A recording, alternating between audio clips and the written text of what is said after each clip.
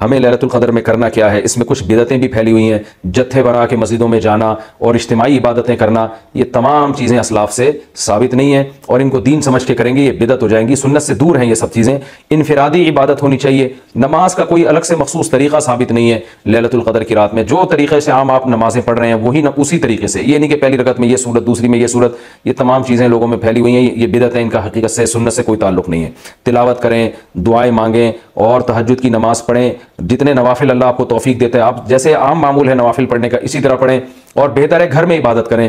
گھر میں اگر مشکل ہو رہی ہے تو مسجد میں بھی جا سکتے ہیں، لیکن نوافل گھر میں پڑھنا یہ مسجد میں پڑھنے سے زیادہ افضل ہے۔ مسجد میں شور شرابہ کرنا، لیلۃ القدر کے نام پہ جتھے بنا کے بیٹھنا، پھر لیلۃ القدر کی رات پہ پوری رات پروگرام چلنا مسجدوں میں، یہ سب چیزیں لوگوں کو عبادت سے غافل کرنے والی ہیں۔ بیان بھی ہونے چاہیے مختصر، آدھا گھنٹہ ہو گیا، 1 گھنٹہ ہو گیا، باقی وقت عبادت میں لگانا چاہیے۔ دوسری بات یہ کہ اتنی کثرت سے عبادت کرنا کہ آپ کا دماغ ہی خراب ہونا شروع ہو جائے، نیند سے حالت خراب ہو جائے، تو یہ بھی ٹھیک نہیں ہے۔ کچھ دیر آرام بھی کرنا چاہیے تاکہ جتنی عبادت ہو وہ طبیعت میں نشاط کے ساتھ اور فریشنس کے ساتھ ہو، آپ اس میں ٹینشن میں نہ آ رہے ہوں۔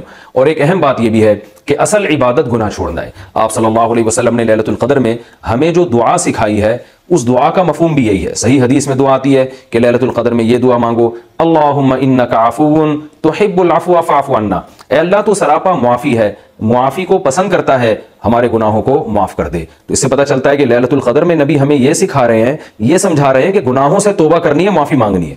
ظاہر ہے جس جرم سے معافی مانگی جاتی ہے تو اسی بیس پہ مانگی جاتی ہے نا کہ آئندہ آپ چھوڑنے کا عہد کر رہے ہو۔